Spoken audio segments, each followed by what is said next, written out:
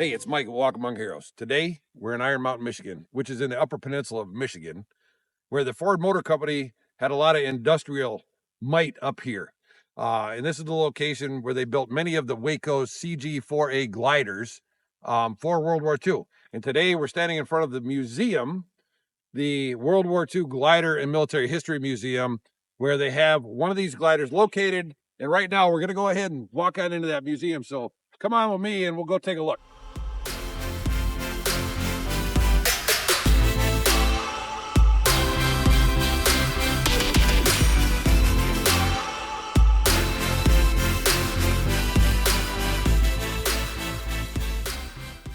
Hey, everybody. Thanks for following me in. We're inside now. I'd like to introduce everybody to Bill here. Bill works for the museum. He's a volunteer, and he passes along this information for all the people that tend to walk to this door, which probably needs to be a few more, right? So maybe we can get the word out a bit, because there looks like there's some very amazing things in this museum. Yes, there is. So what do we got here, Bill? We've got a full-scale glider, which we built here on site. We got parts from all over the world, wherever we could find parts. It took us 7 years to build it, off and on, off and on, off and on. When we were building the glider, they were finished building the building. Sure. So when did they finish building the glider? Has it been here for 20 years?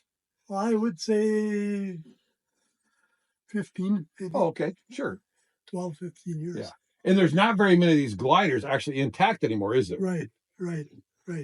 So, and I know quite a bit about the gliders. So they built these gliders initially to be expendable, correct? Right. And then they learned that, hey, this is getting kind of expensive during training, because every time we land, we're wrecking the gliders. Mm-hmm. Is that correct? Right. And I think later on, what they did was they actually put wheels on them so they could land during testing. Was that true? Right. Very few made a second flight. And many of our followers have seen what we've been to in Europe.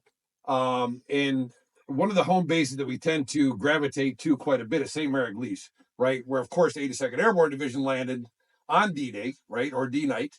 And then many of the gliders came in that morning of June 6th. And many of those were destroyed. And at the Airborne Museum right there at St. Mary-Glise, it's very neat. They also have a glider there that's intact, that they actually built the museum around, which is kind of neat. Right. So to kind of come full circle and being back home here in Michigan, we're able to come to a location where they were actually built. And the Ford Motor Company built 4,900-ish of these. Something like that. Yeah. Right. So they built quite a few of them, right? Yeah. And many of us know that the war effort came with a lot of industrial needs. And our big companies at the time stepped up and built stuff, much like the Ford Company. Is that correct? Right. Yeah. So, all right, great. So we're going to take a look around, Bill. Thanks for your information. And we're just going to kind of wander around and show the viewers what we got here in this amazing little museum in Iron Mountain, Michigan.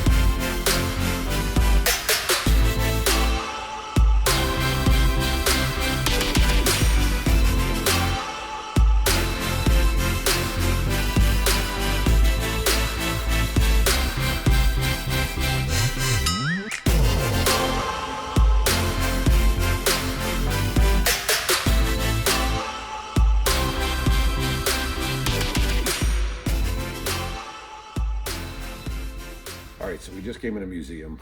I walked in through here and I look over and I see D-Day is seen through the eyes of Shirley Shutter's Heartline.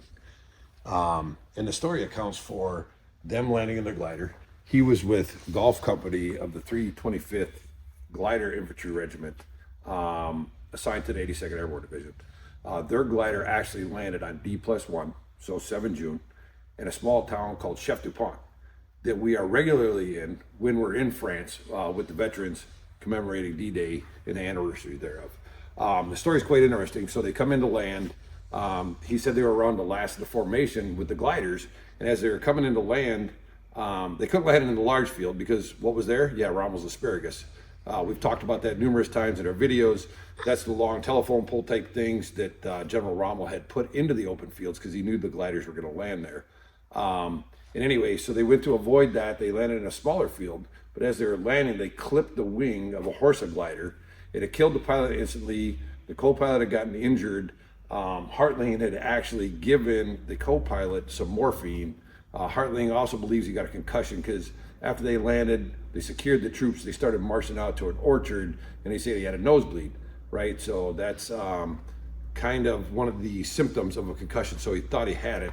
He was going to see the medics. However, before they got to see the medics, they actually told them to fix their bayonets, and they were getting ready to go out on a night patrol. They went out on the night patrol, and they did not have any contact with the Germans.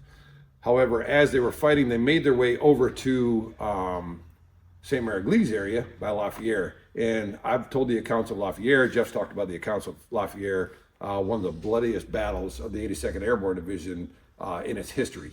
And while there on the 11th of June, Hartling actually was injured during a mortar attack and later evacuated. So that was kind of the cool story about Hartling. And if we walk over here, you can kind of see the picture of Hartling with his service cap. Some of his awards kind of right here in this case. So that's one of the cool stories that we're finding here in Iron Mountain, Michigan, and the Glider Museum. And there's a plethora of information as we walk through here. We'll kind of get some more of it so we can go ahead and share the video.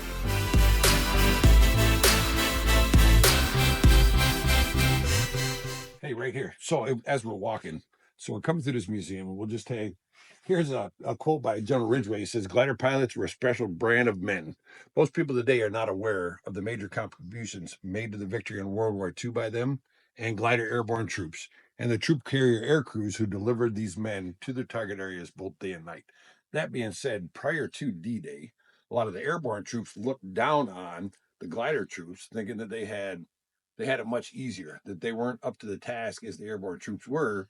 However, after D-Day, that mindset quickly changed as those guys, the mortality rate of them surviving the landing was very high. So we're going to keep walking through to see what else we can find.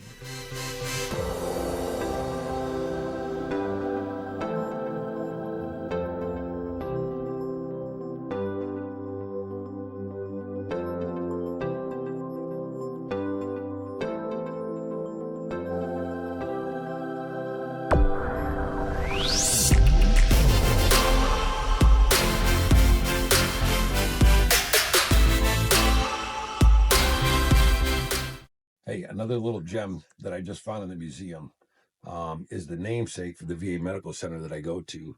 And it's named after Sergeant Oscar G. Johnson, who earned the Medal of Honor while fighting in Italy. He was assigned to the 363rd Infantry Regiment of the 91st Infantry Division.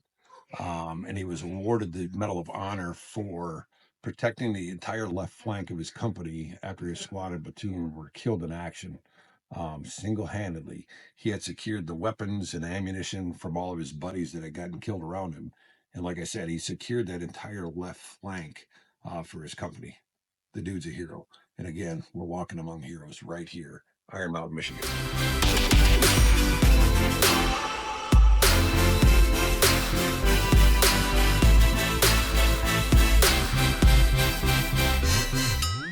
All right, here we are again. Another interesting story. This story here is about the airborne glider pilots. And these glider pilots, there was only about 5,000 of them. And they suffered heavy, heavy casualties. But these glider pilots were instrumental as they accompanied the airborne forces, spearheading the landing into many of the places, not only in Normandy, France, but in Belgium and the Pacific. These guys landed everywhere where the airborne troops landed with these gliders. And again, these guys here were true heroes as they knew they were on a one-way trip. When the line got cut from the C-47, there was no turning around. They had to land. So these guys, our hats are off to them. They're true airborne troops and true heroes.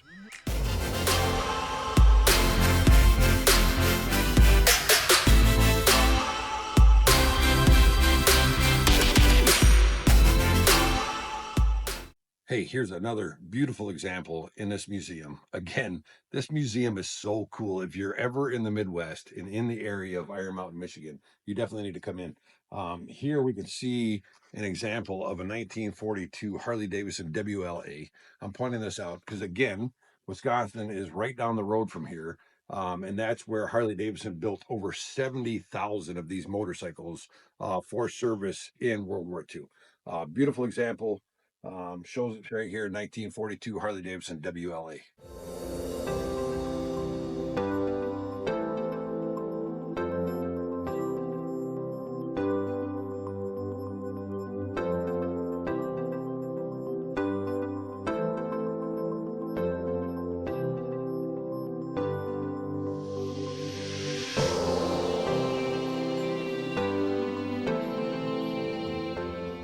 All right, so here's what we came to see, the CG-4A Waco glider. Here, we'll take a peek inside real quick. This glider here was set up and configured for personnel. So it could hold 13 soldiers, or it could hold a quarter-ton Jeep, and we'll walk over there by that frame here in a minute. But come on a little closer and take a peek inside here, and we'll look at the configuration. This model was, again, it was restored here inside this museum. It's a beautiful example of the glider. As you can see, it's built with a steel frame, and then the rest is composed of just this light canvas on the sides and the wood inside. So take a look around. It's really interesting to see. And if you're ever in the vicinity of Iron Mountain, Michigan, stop on in the museum. It's a beautiful example of a CG-4A glider.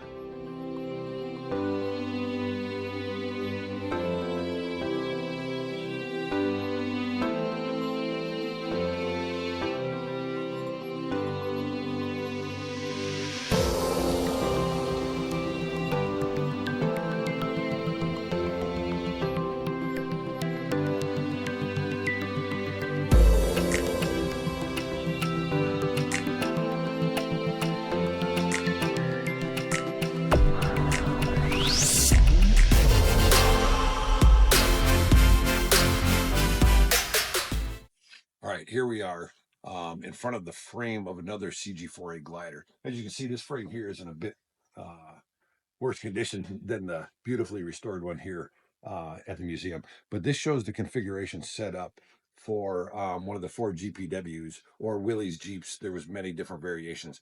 This one here happens to be a 1943 Ford GPW, which was the quarter-ton military truck, also known as the Jeep. So here you can see the Jeep being loaded into the frame of the glider. So the nose would lift up as you see the frame lifted up here, and the Jeeps were actually backed into the gliders. And as I said before, the gliders could hold 13 personnel or equipment similar to this, either the Willys Jeep or the Ford Jeep, and their trailers and equipment.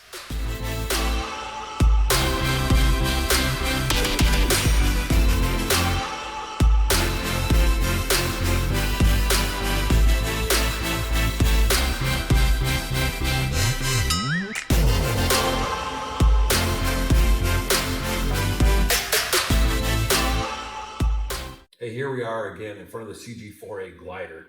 As you can see above me, you got the tow rope. And up there on the wall is the tail cone of the C-47 that would have been towing these.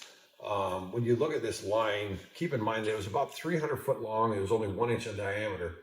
Nylon rope that attached the CG-4A gliders to the C-47s. And this rope here was the one that they would cut away as they were over their landing zone, or they could glide into their landing zones. But this is a great example of that tow rope.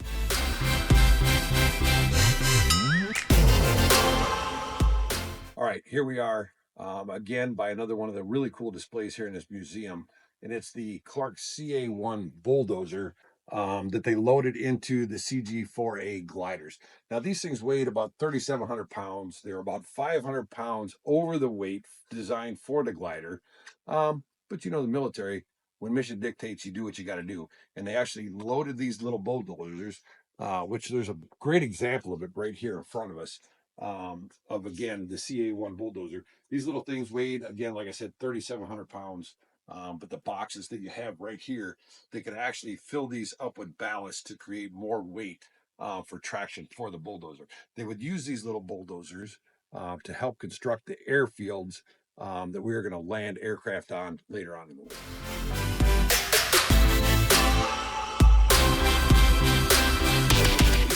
All right, here we're standing in front of the display for the Kingsford Ford motor plant here in Kingsford, Michigan.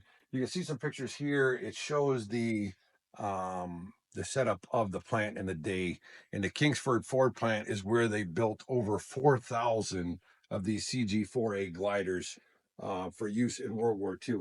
And as we walk down this wall, you can see photos of the skilled workers building those gliders. Another prime example of the home front stepping up and doing what they had to do to support the war needs, even though they weren't boots on ground in the Pacific or Europe.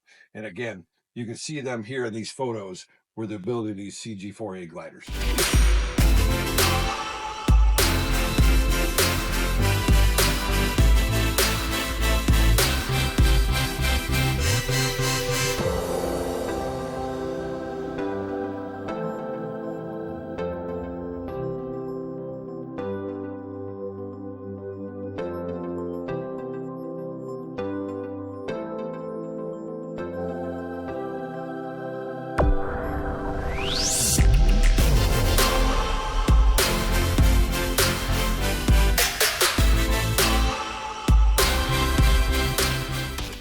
Hey, she wanted to film something that isn't World War II. So here we are standing in front of this beautiful Ford Woody right here.